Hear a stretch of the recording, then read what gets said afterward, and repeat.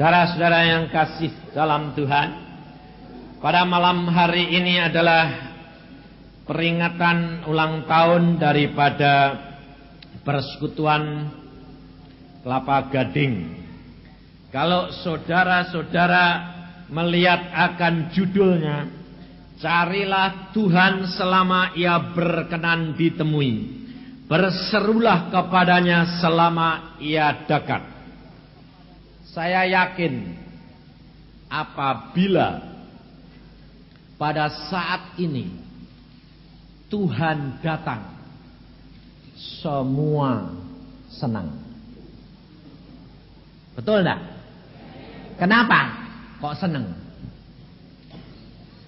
Karena saat sekarang ini saudara sedang benar. Ya dong? Saudara sedang memuji Tuhan, memuliakan nama Tuhan. Pikiran saudara di tempat ini untuk Tuhan. Betul enggak?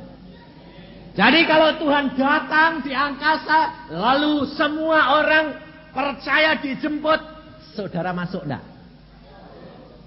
Senang enggak? Tapi kalau datangnya besok bagaimana? Hah? Besok masih bisa muji-muji Tuhan kayak begini Pak enggak?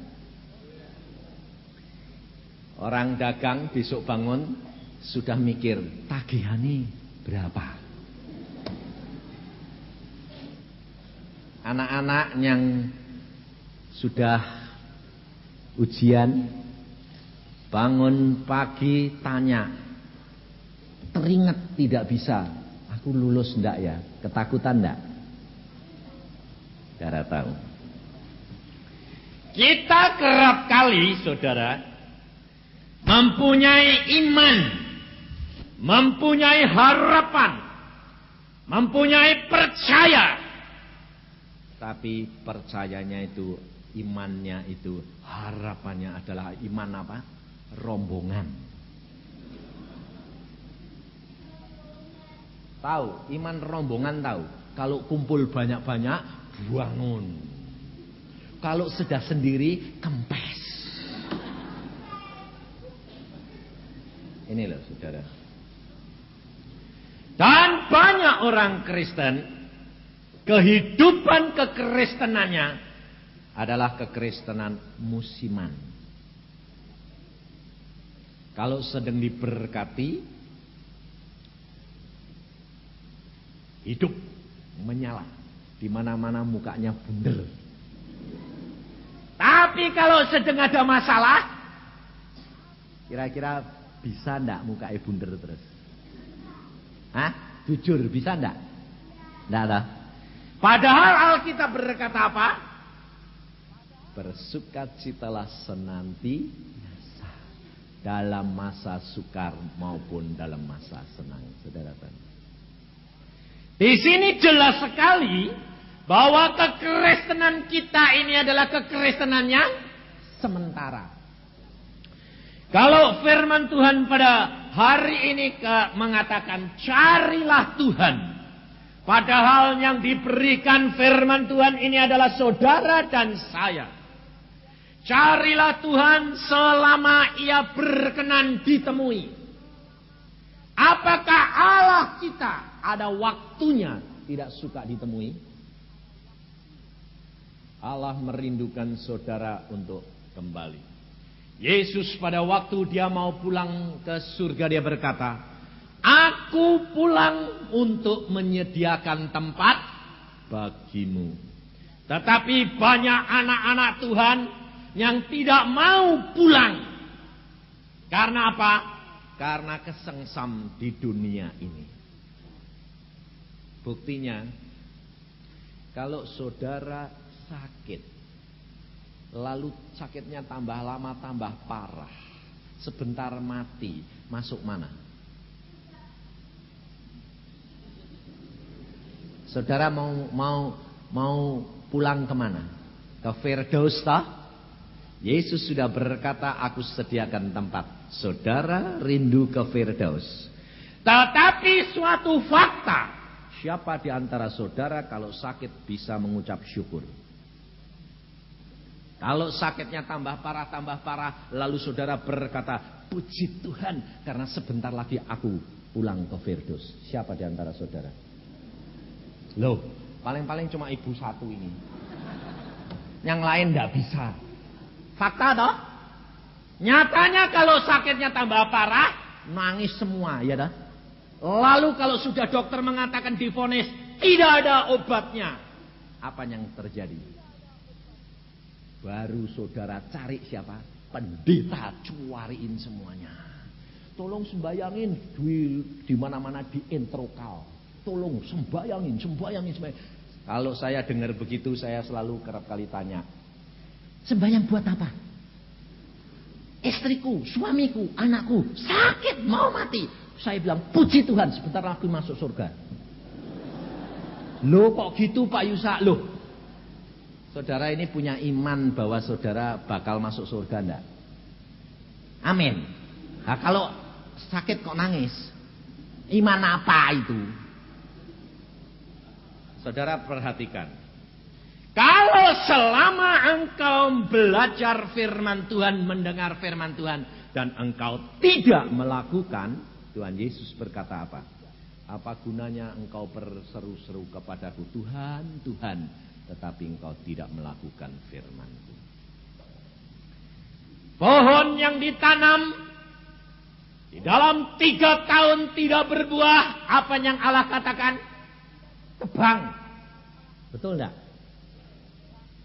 Iman tanpa perbuatan mati, kosong. Dan kalau engkau mengatakan aku punya iman masuk ke dalam kerajaan surga, tapi tanpa perbuatan, bisa masuk enggak? Tidak bisa masuk, saudara tahu. Makanya saya pesan pada malam hari ini, ulang tahun daripada persekutuan Kelapa Gading, saudara tahu. Banyak hamba-hamba Tuhan, banyak anak-anak Tuhan, banyak penyanyi-penyanyi yang mengajak saudara masuk ke surga. Hati-hati ya, jangan jadi calo surga. Sebab saudara berkata, surga. Engkau ketinggalan, hati-hati. Kayak calo bis gitu. Bandung. Dia turut ke Bandung enggak? Saudara tahu, Tuhan sendiri yang mengatakan kepada saya, banyak calo-calo kerajaan surga, saudara tahu. Kenapa? Saudara sendiri kerap kali menginjil, memberitahukan, ayo pergi, ayo ikut, ayo percaya kepada Yesus Kristus.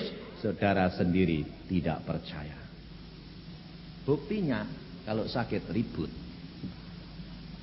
Saya berdiri di sini, saya dapat dan berani katakan kepada saudara, saya tidak pernah kalau sakit saya mengatakan, Tuhan kok gini? Enggak. Terima kasih. Malah berat, puji Tuhan, sebentar lagi pulang ketemu engkau. Ini saya buktikan, istri saya di sini nih. Ini orangnya di sini. Engkau boleh tanya.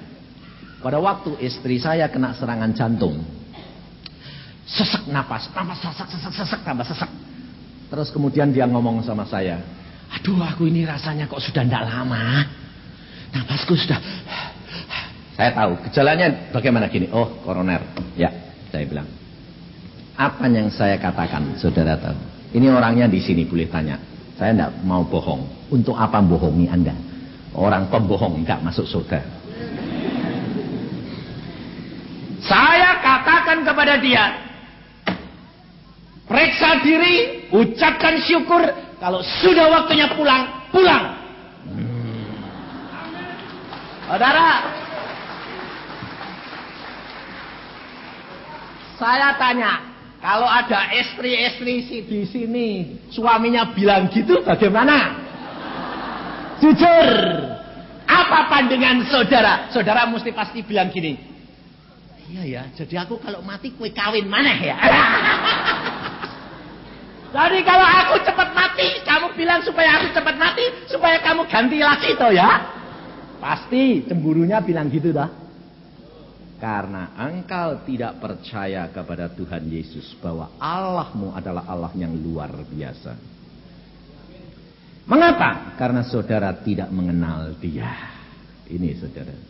Saudara hanya tahu Yesus tetapi engkau tidak kenal Yesus.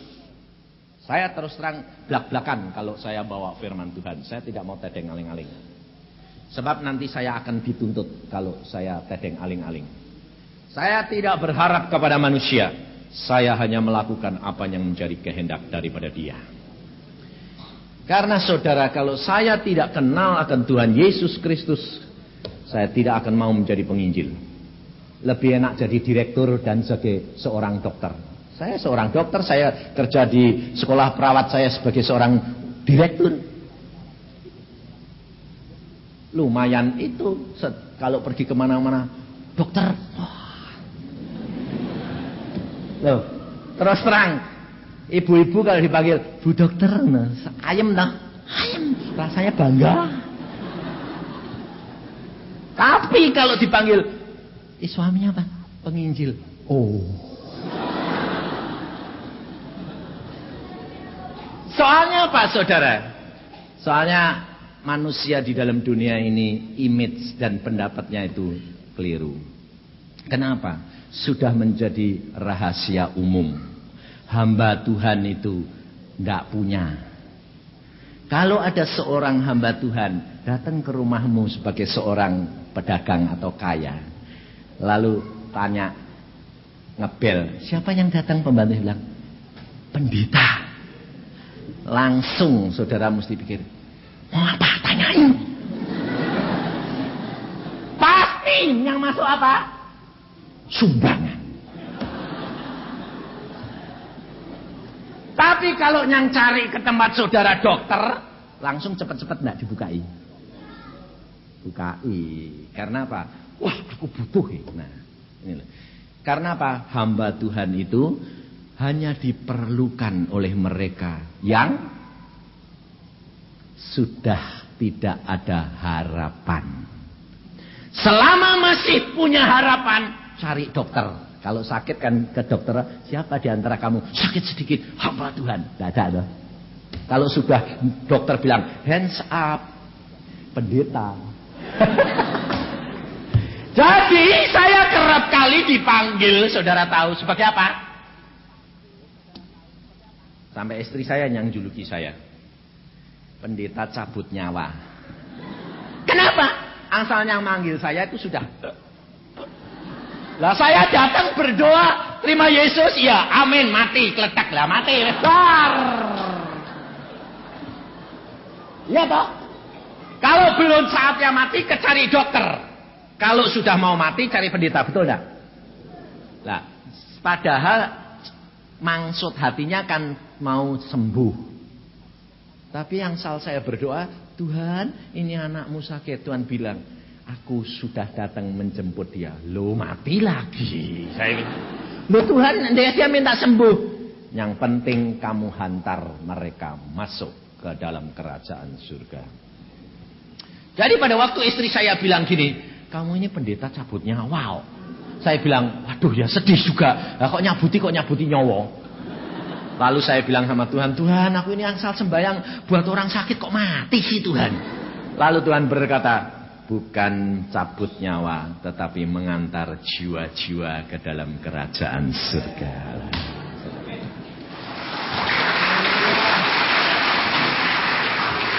Kalau enggak gitu, Yonas enggak mau jadi hamba Tuhan.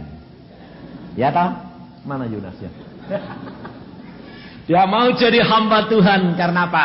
Dia mengenal akan siapa Yesus itu, saudara tahu. Maka dari itu pada malam hari ini saudara perhatikan, carilah Tuhan selama ia berkenan ditemui. Mengapa firman Tuhan berkata begini? Firman Tuhan ini dikatakan kepada orang-orang Israel. Saudara dan saya adalah orang Israel rohani. Saudara adalah bangsa pilihan Allah. Dan saudara diberikan firman Tuhan ini, carilah Tuhan selama ia berkenan ditemui. Karena apa? Karena ada masanya saudara akan cari firman Tuhan dan Tuhan saudara tidak akan mendapatkan lagi. Alkitab sudah mengatakan bahwa dekat akhir zaman nanti banyak orang haus dan lapar. bukan haus dan lapar karena makanan jasmani, tetapi haus dan lapar akan rohaninya. Kalau saudara jujur, orang kaya zaman sekarang banyak yang frustrasi. Karena selama dia cari uang, cari kekayaan, dia kira mendapatkan kemuliaan dan kekayaan dan ketentraman dan kedamaian. Tetapi tidak akan dapatkan. Bintang film terkenal, matinya semuanya frustrasi. Kenapa? Tidak mendapatkan damai dan sejahtera. Saudara dapat beli kasur, tapi tidak dapat beli tidur nyenyak. Saudara dapat semua mewah, tapi saudara tidak dapatkan damai sejahtera. Karena damai sejahtera adalah anugerah dan bukan dibeli dengan uang dan harta benda. Tetapi adalah anugerah Yesus Kristus kepada kita. Tetapi anugerah ini kerap kali orang menyia-nyiakan. Seperti udara yang diberikan oleh Allah kepada kita. Siapa di antara saudara yang pernah mengucap syukur, Tuhan terima kasih aku masih boleh bernapas, udara tidak bayar. Kalau engkau masuk ICU, lalu napas dengan tabung oksigen, bayar enggak? Sak tabung berapa? Mahal enggak? Mahal. Sekarang kau dari lahir sampai umur sekarang enggak pernah bayar. Saudara pernah? Enggak pernah ngucap syukur, Pak? Nah, ya itu toh, itu buktinya toh. Ayo, katanya orang Kristen, nah itu enggak pernah ngucap syukur. Saudara tidak pernah mengucap syukur bahwa Allah itu memberikan engkau air. Manusia tidak dapat hidup dari tanpa air. Aqua sekarang dijual. Apa ini? Air apa? Air murni, air tidak ada apa-apanya. Padahal engkau dari kecil sampai gede itu air tidak pernah bayar. Tidak pernah mengucap syukur sama Allah bahwa air itu pemberian setiap manusia diberikan. Demikian juga Yesus Kristus, Allah sendiri yang menjelma menjadi manusia, diberikan untuk dunia ini. Dan dunia tidak memperhatikannya, saudara. Maka dari itu ayat ini jelas sekali. Karena dikatakan carilah Tuhan selama ia masih berkenan ditemui. Sebab ada masanya akan hilang. Saudara bisa tahu. Tetapi siapa di antara saudara warga negara Indonesia yang tidak kepingin ketemu presiden secara pribadi? Kalau Bapak Presiden ini memberitahukan kepada kita, saya membuka kesempatan bertemu muka dengan rakyatku, pribadi demi pribadi. Rebutan enggak? Betul enggak? Saudara turut antri enggak? Nulis surat, mau pak, kapan saja. Betul enggak? Yesus menawarkan, saudara tidak pernah perhatikan. Dia raja di atas segala raja. Dia menawarkan dirinya. Tetapi saudara tidak pernah merindukan dia. Padahal Alkitab berkata, firman Tuhan, carilah Tuhan selama ia berkenan ditemui. Dia mau bertemu. Dan itu saya alami, saudara. Dan kalau engkau sudah bertemu dengan Tuhan Yesus, di dunia ini tidak ada lagi yang nomor 2, tidak ada. Nomor 1, tidak ada. Makanya si Andreas tadi bilang apa? Hanya Yesus kekasihku. Lah lalu istrinya bagaimana? Dia bilang, hanya Yesus kekasihku. Lah istrimu itu apamu? Pada waktu belum jadi istrinya, bilang apa? Sayang, disayang-sayang. Sweetheart, ya dah.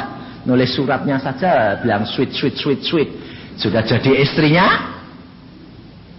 sweetnya hilang, disuit.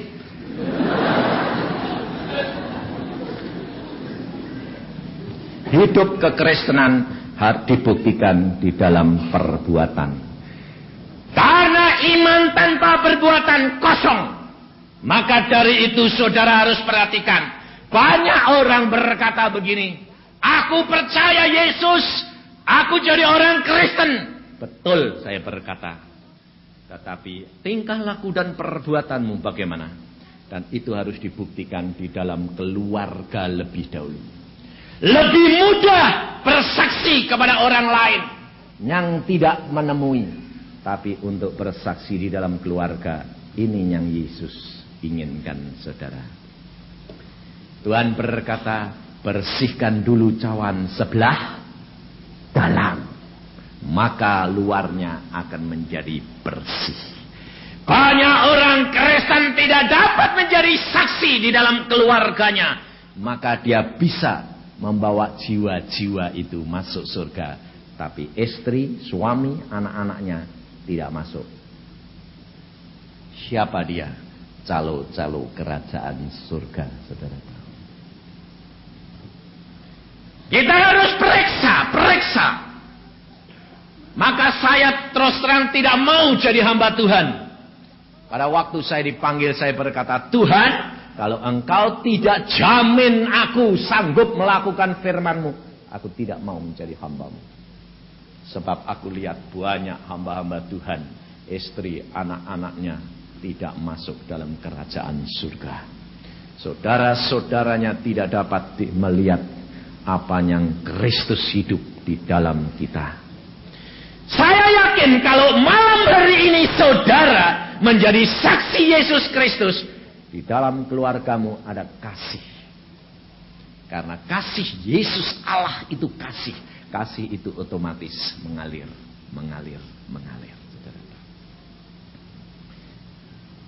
Saudara boleh tanya istri saya. Pada waktu saya pacaran sama dia 13 tahun. 13 tahun saya pacaran sama dia. Dan saya sudah menikah dengan dia sekarang dari 65 sampai 87, 22 tahun. Dulu saya tidak pernah panggil dia sayang. Tidak pernah tanyain orangnya. Tapi sejak dijamah oleh Yesus, sejak saya menikah 6 bulan, Yesus berkata kepada saya, menemui sendiri, hari ini engkau baru menjadi orang Kristen yang benar. Saya berkata, Tuhan, 25 tahun aku jadi orang Kristen, sudah mengajar, ketua pemuda, sudah berkhotbah, belum jadi orang Kristen. Tuhan berkata, belum. Ingat saudara. Kenapa? Saya tanya. Di dalammu tidak ada buah roh, yaitu kasih. Engkau gampang memberitakan firman-Ku. Engkau gampang untuk menegur orang lain. Engkau gampang mengajak orang lain. Tetapi di dalam dirimu tidak ada buah. Perbuatan kasih, perbuatan daging yang nyata di dalam dunia ini. Dan Tuhan berkata, engkau belum menjadi orang Kristen yang benar. Hari ini, kata Tuhan, jam 1 siang, dia berbicara langsung, audible, secara manusia, suara manusia. Engkau menjadi orang Kristen, saya bantah. Buktinya apa? Saya bercakap begini, buktinya apa? Lihat, sekelilingmu mulai hari ini engkau ada kasih. Sejak saat itu saudara tahu, saya bisa mengerti istri saya. Dulunya diktator. Kalau saya bilang A, istri tunduk suami. Firman Tuhan saya bilang, kurang ajar enggak? Jadi diktator tapi pakai ayat. Saudara tidak kerap kali begitu. Untuk membela diri, cari ayatnya. Ya tak? Lalu kalau istrinya galak, tunduk. Alkitab berkata. Sebaliknya istri berkata apa? Suami harus mengasihi saya. Alkitab berbicara. Tapi saudara tahu, sejak itu di jamah Yesus, saya bisa mengerti dia. Dan saya kalau manggil dia, sayang. Dan sampai sekarang umur saya 52, dia 51, tetap sayang. Saudara tahu, sampai hidup kita disekatakan kok pacaran terus sepanjang masa. Sebab kehidupan kekristenan itu tambah lama tambah manis. Tetapi kenyataan hidup banyak orang Kristen, kalau sudah tambah lama tambah busuk. Contohnya keluarganya tambah berantakan. Saudara tahu, zaman sekarang saudara harus hati-hati. Ada pengikut-pengikut setan, Satan Church di Amerika dan Afrika. Setiap anggota gereja Satan, dia berpuasa dan berdoa sama Satan 40 hari 40 malam untuk setiap orang menghancurkan 5 keluarga Kristen.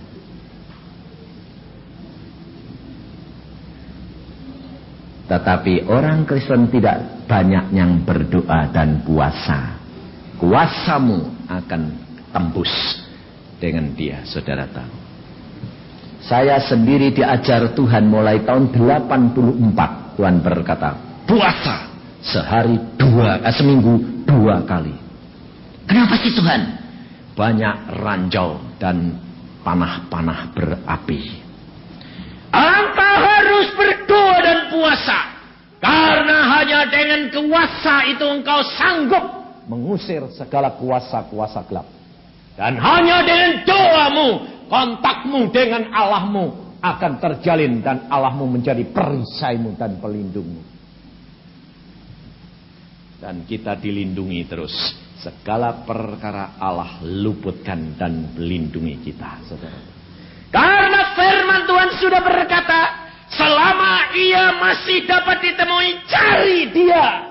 Dan di dalam Mazmur 91 ayat 14 jelas jaminan Allah kepada kita.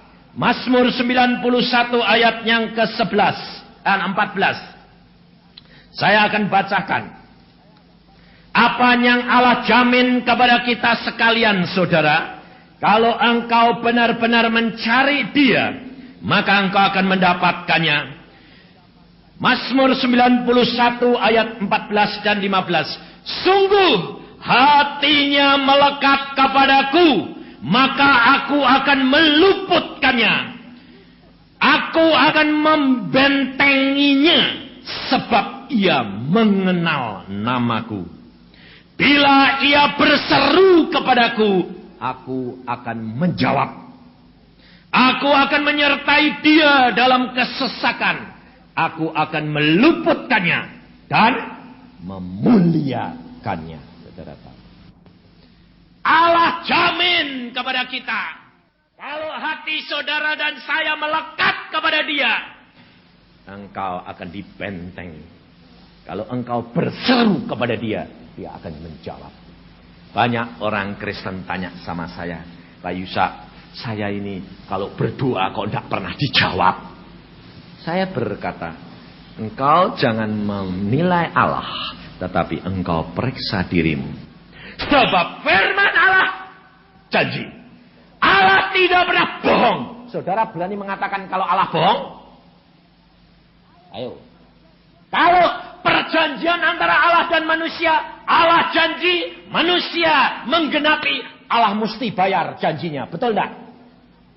Kalau dia berkata, sungguh hatinya melekat kepadaku, kalau dia berseru kepadaku, aku jawab. Di janji itu digenapi tidak? Pasti. Saudara tahu, Sebab pengalaman kami, saya, istri, anak-anak, semua ngalami. Allah menjawab. Allah berbicara. Allah menyatakan dirinya. Baik melalui firman-Nya, baik melalui mimpi, baik melalui penglihatan, baik melalui khotbah, baik melalui peristiwa, baik melalui suara pendengaran, maupun suara hati, maupun melalui pengetahuan kita. Tapi saudara, Allah sudah banyak berbicara, tapi saudara tidak tahu. Kenapa? Karena perhatian saudara dan hati saudara tidak melekat kepada Dia. Satu contoh yang jelas.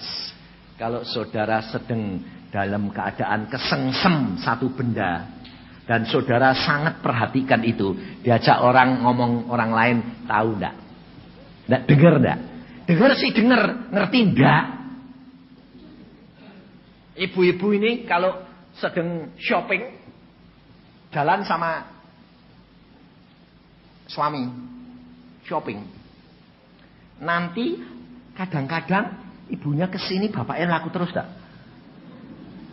Kenapa? Matanya kecantol. Bareng gini, bapaknya lewat terus enggak ngerti. Lalu sudah, loh, bapaknya mana? Sing bapaknya yang, loh, lah istriku kok hilang? Itu loh saudara. Karena apa? Karena hatimu melekat kepada sesuatu yang lain. Dan Allah katakan, kalau hatimu melekat kepadaku, bukan sewaktu-waktu, tetapi senantiasa. Ini kami alami. Apapun yang kami mau lakukan, berdoa. Tuhan, tuntun kami. Banyak orang Kristen kalau sembahyang mesti tutup mata. Yang ngajari kamu kalau sembahyang tutup mata itu siapa toh? Loh, otomatis toh. Saudara kalau diajak bilang, mari kita berdoa, kerasa. Saya sampai bingung. Bingungnya gini, kok antik ya. Kalau sudah dikatakan, mari kita berdoa, perpat semua. Tutup. Yang ngajari itu siapa? Pantesan kalau tidak nutup mata, tidak bisa sembahyang. Lah padahal nutupi mata banyak buat tidur. Sehingga otomatis sembahyangnya. Siapa di antara saudara yang satu hari dijumlah semuanya dari jam 6 sampai 24 jam, jam 6 lagi. Sembahyangnya lebih, ada yang sembahyang 2 jam. Bukan 2 jam terus menerus loh. Dijumlah saja. Makan berapa detik, mau tidur berapa menit, mau baca Alkitab, mau apa. Ada enggak 2 jam? Enggak ada lah. Dikasih waktu 24 jam, sembayangnya paling-paling 10 menit. Bayangin saudara. Saudara memberi berkat kepada seseorang, tetapi orang itu hanya harap pada saudara kalau saudara lewat butuh berkat. Seorang pengemis, saudara praktekkan supaya saudara kenal dirimu sendiri. Seorang peminta-minta, kalau saudara lewat, beri mulai dari 50. Lalu lewat lagi 100. Lewat lagi 200. Lewat lagi 300. Nanti saudara diperhatikan enggak? Diperhatikan enggak? Pasti angsal jam lewat. Tapi kalau seandainya ketemu di tempat lain, kira-kira saudara diperhatiin enggak? Enggak. Sebab apa? Enggak butuh dia. Sebabnya apa? Dia cuma minta-minta di tempat itu. Kalau di tempat lain dia belanja. Justru dia takut ketahuan saudara kalau dia peminta-minta itu. Jadi enggak mau tahu. Saudara dan saya, kalau engkau perhatikan, peminta-minta itu butuh saudara atau butuh uangnya? Uangnya toh? Kalau kira-kira 1 hari saudara datang, saudara bilang gini, mulai hari ini aku tidak beri kamu. Kira-kira dia maki-maki enggak? Sekarang saya tanya, saudara itu butuh Allah atau butuh berkatnya Allah? Jujur. Bangun tidur, Tuhan berkati. Mau tidur, terima kasih berkat-Mu. Betul? Dari bangun, terus kalau mau dagang, Tuhan berkati supaya laris. Kalau sudah dapat untung banyak, terima kasih, hari ini untung gede. Lupa ngasih perpuluhan. Ngutangi seokeh kok perpuluhan dah. Ngisi kurang. Renungkan hatimu, periksa dirimu. Engkau lebih banyak perlu Yesus pribadi orangnya atau berkatnya? Berkatnya, ya dah. Apa bedanya engkau dengan pengemis itu?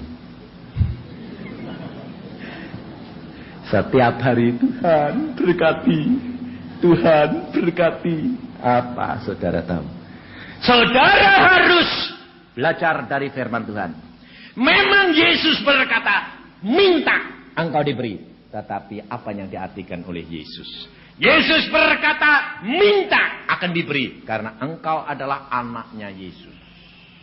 Engkau minta mesti diberi. Tapi saudara bukan minta, tapi saudara meminta-minta. Beda toh? Minta sama minta-minta beda enggak? Beda. Anakmu pernah jadi peminta-minta terhadap saudara? Kalau dia mau bayar sekolah atau minta jajan, jajan jajan Kira-kira kalau ada tamu terus anakmu datang jajan Kira-kira saudara seneng apa marah? Hah? Marah. Apa? Dikasih jajan apa malah dikeplok?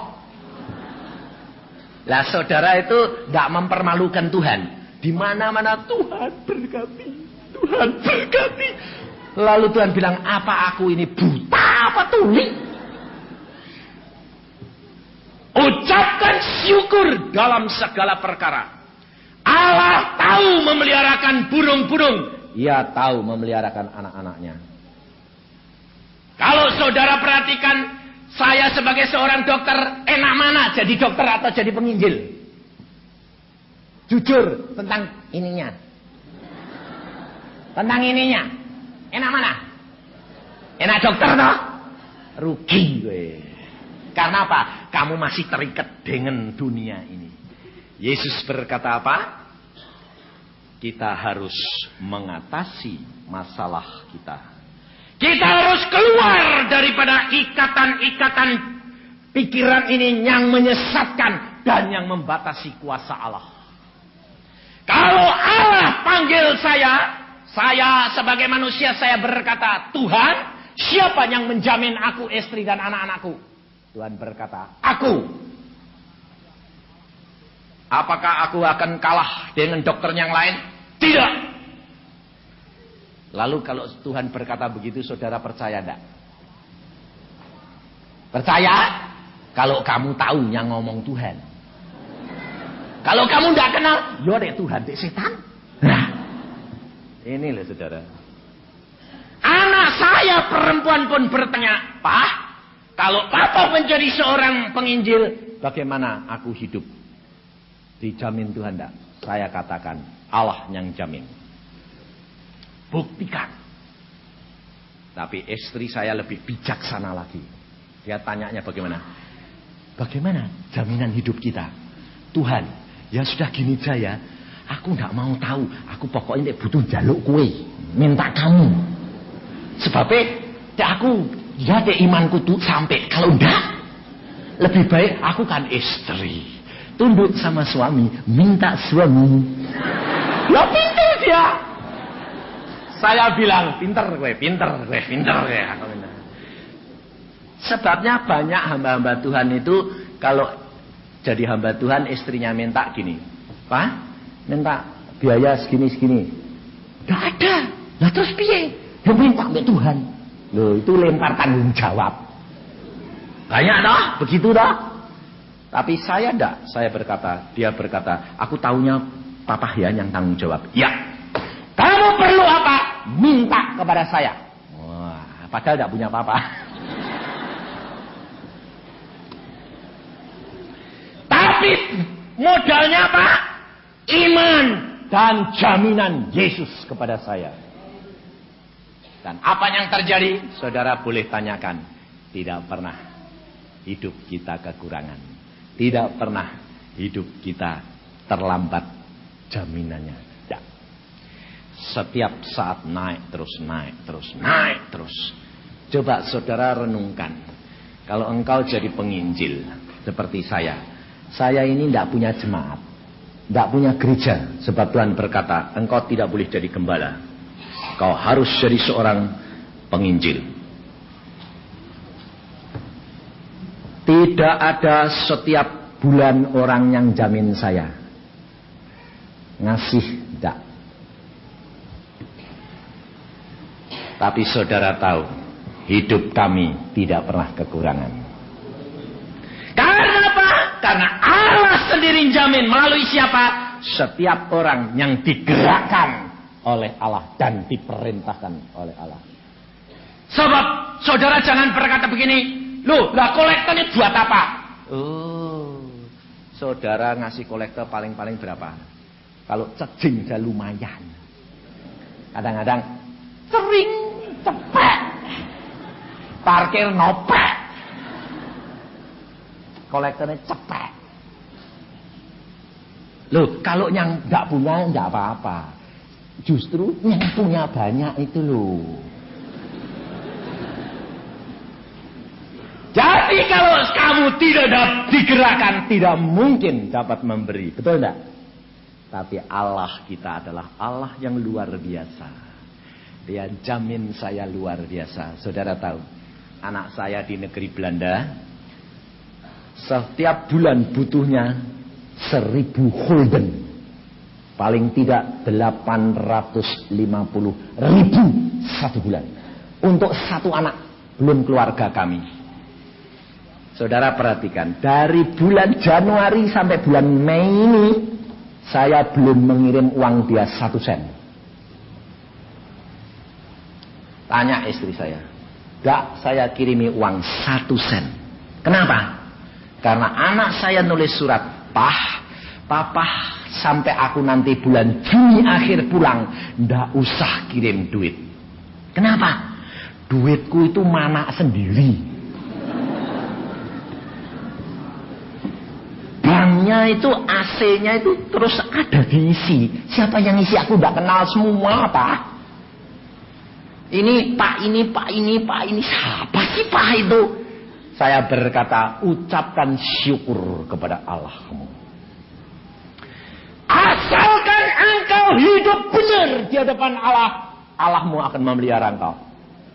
Kalau engkau tidak hidup benar di dalam Dia, engkau akan disumbat berkat dan semua saluran-saluran itu. Tapi selama engkau benar di hadapan Allah, akan mengalir. Saudara tahu, Allah kita adalah Allah yang luar biasa. Karena apa? Karena dia punya firman tidak pernah tidak digenapi.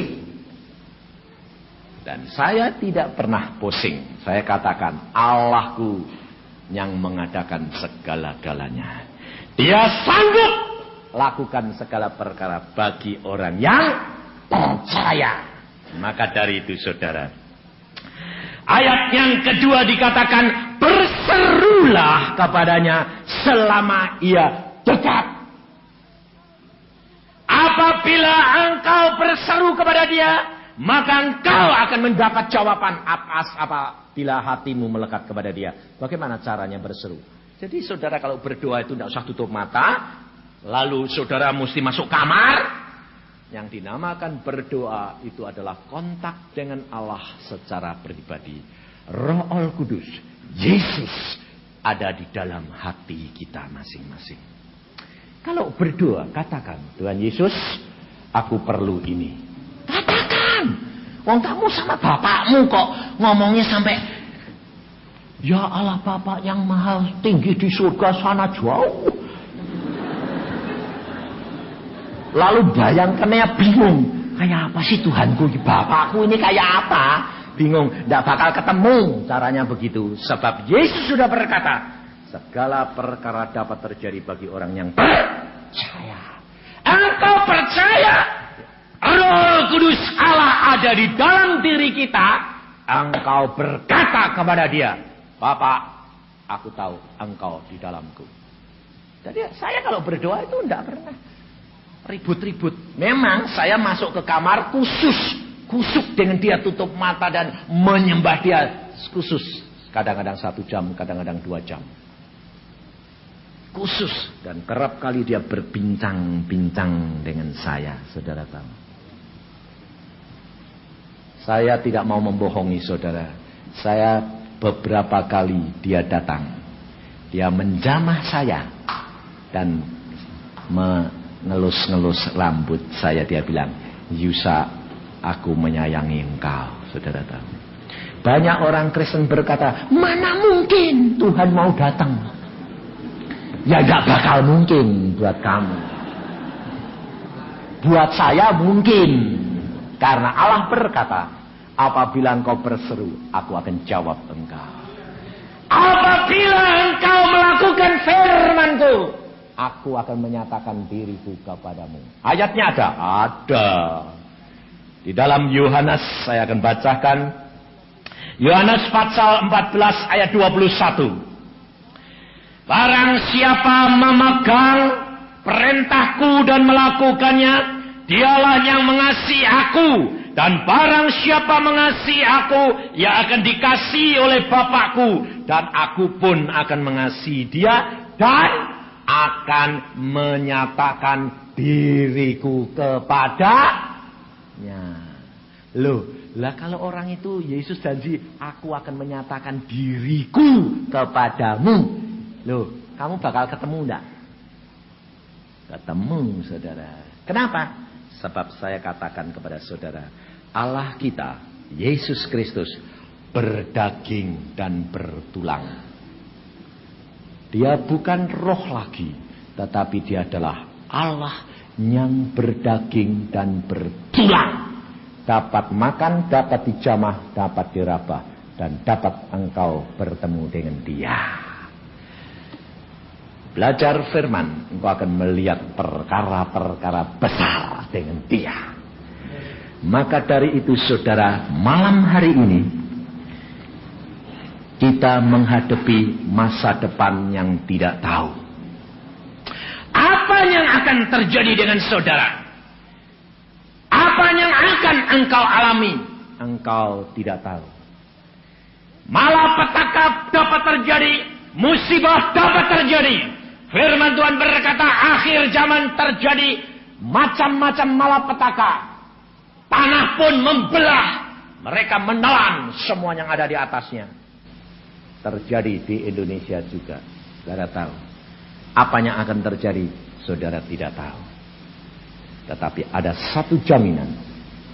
Kalau engkau melekat kepada dia, dia akan meluputkan engkau daripada segala kesesakanmu. Dan ia akan memuliakan engkau. Jaminan daripada Yesus, kalau engkau melekat kepada dia, dijamin apa yang saya dapatkan. Kesehatan dijamin, keuangan ekonomi dijamin, harga diri dijamin, dimuliakan. Saudara tahu, tidak akan dipermalukan. Maka dari itu saya tidak pernah mengharapkan kepada seseorang, tetapi harus menurut perintah yang dikatakan oleh dia. Lakukan apapun kalau engkau mengenal dia. Jangan saudara kira saya sebagai penginjil hanya menerima begitu saja. Tidak. Tetapi apanya? Allah katakan beri, kamu akan diberi. Di sini ada saksi-saksinya. Saya diperintah Tuhan. Di Jakarta sini 2 minggu saya menginjil. Setiap kali dikasih persembahan. Ada yang 10.000, ada yang 25, ada yang 100, ada yang 200. Saya kumpulkan. Ngumpul 1 juta. Tuhan ngomong, masukkan amplop. 1 juta ini ngasih amplop Tuhan. Ya, masuk. Tutup. Berikan anakku itu. Saudara tahu. Tidak 1/10. Tidak 25%. Tidak 50. Semuanya berikan. 1 juta. Saya bilang, oke, ambil. Buat kamu apa? Bukan urusanku, urusannya dia. Berani? Mikir dah. Orang keluar cepet jinja mikir, apalagi Setio. Wah, kalau gitu nanti jadi orang Kristen itu, wah ya bahaya ya Pak Yusa. Bisa diporotin duitnya terus ini. Saudara tahu, berkat asalnya dari Tuhan. Kalau saudara bilang, rumahmu milik siapa? Tuhan. Mobilmu milik siapa? Tuhan. Uangmu milik siapa? Tuhan. Lah kalau ngasih Tuhan kok incrit-incrit? Dititipi. Tapi buat saya. Loh dititipi kok buat saya? Maka dari itu saudara, kalau engkau melakukan firman, Allah sanggup lakukan segala perkara. Dia tidak pernah kekurangan. Saudara tahu apa yang Allah lakukan kepada saya luar biasa. Anakku dijamin, keluargaku dijamin. Sakit penyakit tidak menjamah kami. Engkau boleh kaya, kalau sakit penyakit datang, uangmu keluar terus. Kalau bayar dokter, cepet sing, cemban, Setio, ndak apa-apa, dokter. Tapi untuk Tuhan, nanti dulu.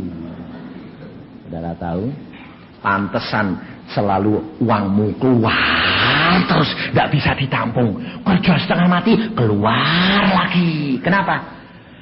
Banyak pikiran, stres, jantungnya ngot, jeduk, jeduk, wah.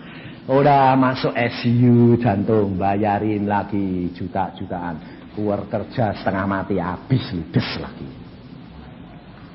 Kalau ginjalmu mogok, mau apa toh? Mau apa? Hah? Kalau kamu sudah kena kencing manis, mau makan apa yang enak? Tidak ada yang enak. Kalau kamu sudah kena tekanan darah tinggi, apa yang enak? Sonder garam. Apa? Semuanya kosong. Ini ngalami. Saya kena serangan jantung 3 kali. Tapi tidak pernah masuk ICU. Dan tidak pernah dijamah dokter. Yesus langsung jamah. Ginjal saya batunya banyak. Saya berkata, Tuhan, Engkau dokter di atas segala dokter. Sakitnya luar biasa. Tapi saya tidak mengeluh. Saya berkata, terima kasih Engkau sudah ukur ini mampu. Kalau Engkau biarkan, Engkau punya rencana supaya aku menikmati penderitaanmu di atas kayu salib sedikit bagianmu. Dan saya mengucap syukur. Apa yang terjadi? Pagi-pagi keluar, semua batu ginjal keluar, ludes, bersih. Ucapkan syukur dalam segala perkara. Saya sudah pernah ngalami mati. Makanya saya tahu rasanya orang mati. Saudara tahu, kena serangan yang ketiga di Surabaya saya mati. Sebab jam 12 malam, aduh, kok sesek. Saya bilang, loh, kok desa nafas? Terus Tuhan lihatkan saya punya penglihatan. Jantungku berhenti. Ya saya bilang, terima kasih Tuhan. Gim. Saya akan segera bertemu dengan Engkau. Padahal istri sama anak-anak saya di Bandung. Apa yang terjadi saudara tahu? Surga terbuka. Saya lihat Tuhan. Tuhan berkata, Yusa, tugasmu belum selesai. Jantungku berhenti. Saya sudah keluar. Jiwa saya sudah keluar dari tubuh. Berhenti. Aku berkuasa menghidupkan engkau. Dikirim satu sinar, seret, dari surga masuk ke dalam jantung. Jantung saya bergerak. Lalu Tuhan berkata, masuk kembali. Oke, masuk balik, saya bilang. Saudara, bagaimana eratnya saya sama istri saya. Dia tidak tahu kalau saya kena serangan jantung. Dia pagi-pagi introkal saya. Pagi jam 6 dia introkal. Saya sudah bangun. Dia introkal. Kamu kena apa? Ada apa? Mesti terjadi sesuatu dengan kau. Betul. Saya sebetulnya tadi malam jam 12 sudah out game. Iya, makanya aku ini kok rasanya mau kehilangan kamu. Iya, cinta kan? Ini hati sudah gandeng loh. Itu tahu, diberitahu Tuhan. Sebab apa? Alkitab yang ngomong, bukan saya. Alkitab. Saya akan bacakan satu ayat dan saudara perlu dia. Yesus, Roh Kudus yang selalu mendampingi saudara dan saya. Saudara perlu Roh Kudus, saudara perlu Yesus. Maka dari itu di dalam Yohanes pasal 16 ayat 13. Tetapi apabila ia datang, yaitu Roh kebenaran, ia akan memimpin kamu ke dalam seluruh kebenaran. Sebab ia tidak akan berkata-kata dari dirinya sendiri, tetapi segala sesuatu yang didengarnya, itulah yang akan dikatakannya. Dan ia, Roh Kudus, akan memberitakan kepadamu hal-hal yang akan datang. Apa yang terjadi pada diri saya diberitahukan kepada istriku. Saudara tahu? Tidak ada sesuatu rahasia yang Allah tidak tahu. Engkau dan saya memerlukan Roh Kudus. Tanpa Roh Kudus, engkau tidak akan mampu untuk bertahan menjadi orang Kristen yang benar. Amin. Mari kita berdoa.